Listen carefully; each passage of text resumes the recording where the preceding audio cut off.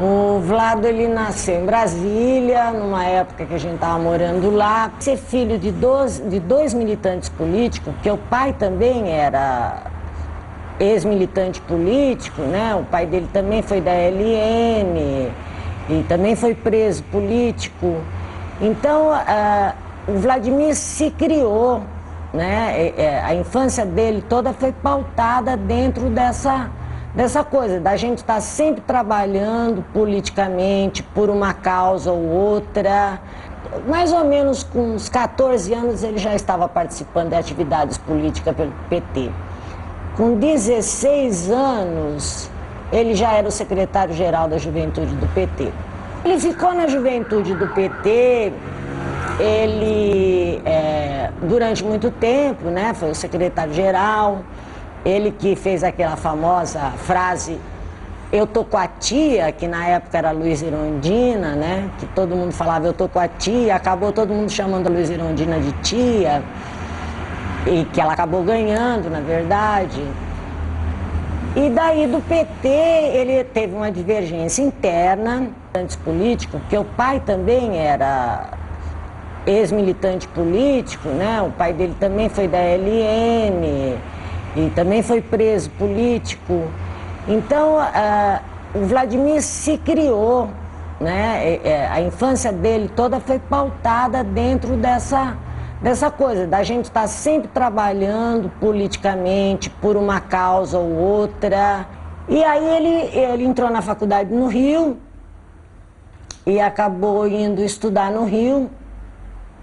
E ele fez, acho que 1 ano e meio só de faculdade lá, onde ele fazia filosofia e história da arte. E aí foi assim que ele formou a cabecinha dele já foi, desde pequena, né, muito bem informado, né? Até então eu não sabia que ele tinha essa vontade de ir, que ele ia acabar se tornando guerrilheiro. Não me passava pela cabeça. Eu achava que o Vlado ele ia acabar sendo um grande político dentro do Brasil, pela garra dele, né? Pela força dele. Tanto que dentro do PT, até foi o Vacareza, deu um apelido para ele, menino prodígio. Muito inteligente, né? Ele foi captando tudo isso, na verdade. E tem mais uma coisa, o Vlado lia muito. Isso ele herdou de mim. O Vlado, tudo que caía na mão dele, ele lia. Como eu leio muito e só leio coisa que preste, ele também lia só coisas que prestem. Chegou um ponto assim de eu comprar um livro, quando eu chegava em casa ele já tinha comprado o mesmo livro. Tranquilo, muito inteligente, Vlado é muito, muito inteligente, sempre foi. E ele fazia essas besteiras assim, às vezes ele ia tomar banho, que eu não queria levá-lo no clube, ele ia tomar banho dentro da caixa d'água, nadar na caixa d'água. E aí ele foi crescendo aí no meio da gente, fazendo política, eu sempre envolvido com política, né? Na verdade, eu não tenho nenhum filho extraviado da esquerda. Todo mundo aqui em casa é de esquerda, tem ideias próprias, ideologicamente todos eles são socialistas, no mínimo, né? Enfim. E o Vlado, ele foi mais dos outros, perto dos outros, ele na verdade era o mais radical, né? Na época que ele saiu do PT, ele foi para a Juventude Comunista, até que eu me lembro que ele escreveu uma carta para o Lula e dizendo que ele ia sair do partido por esses motivos, esse mesmo motivo que eu estou te falando. Que os fulano estavam derrubando o partido, que essas pessoas não eram de confiança, que eles tinham caído de paraquedas dentro do partido, que eles estavam se aproveitando de uma situação, oportunistas. Ele escreveu uma carta exatamente nesse e pediu o desligamento dele do partido. Ele voltou do fórum e falou, bom, eu tô indo pro Rio, que já iam começar as aulas. E aí eu falei, não, tudo bem, né? Ele pegou e foi embora pro Rio.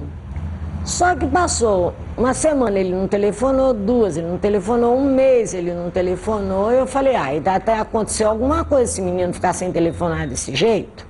Aí eu peguei e liguei para a universidade dele, para saber, né, se ele estava indo na aula, tudo. A secretária lá me falou que ele tinha trancado a matrícula por 2 anos, que ele tinha viajado para a Espanha. Aí falei com o pai e procura daqui. Não, imagina, não, mas não está no Rio. Foi, tá? Já está na Colômbia.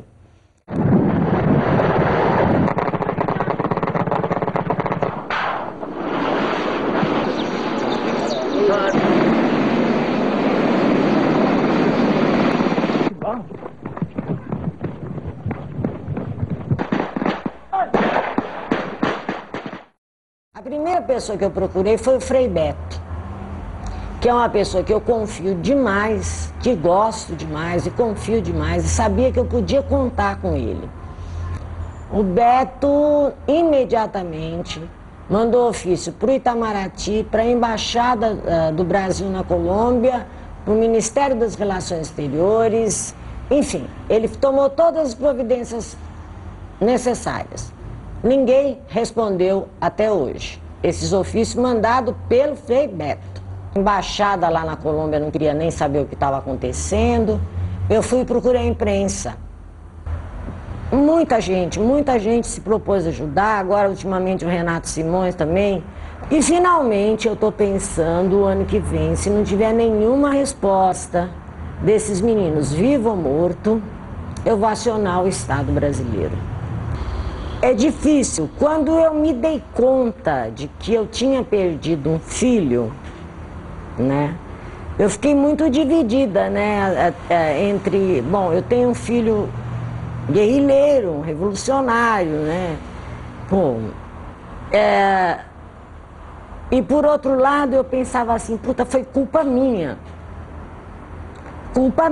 porque se eu não tivesse sido isso que eu sou, provavelmente ele não teria sido isso que ele é. Minha mãe é falecida, né, que me vem muito na cabeça, que é o tanto que minha mãe sofreu quando eu fui presa. Ela entrou em pânico, né, quando ela viu que a filha dela, com 18, 19 anos, estava encarcerada, né, pelas mãos do Fleury.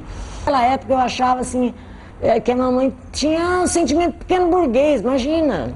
Bobagem, né? Ela devia ter orgulho de ter uma filha presa política e tal. O sentimento de mãe dói pra dedéu, né? A saudade, né? Dessa divisão minha, né? É um negócio dúbio, né? Na minha cabeça. É o amor de mãe, que é grande, muito grande, e o amor revolucionário, que também não é pequeno.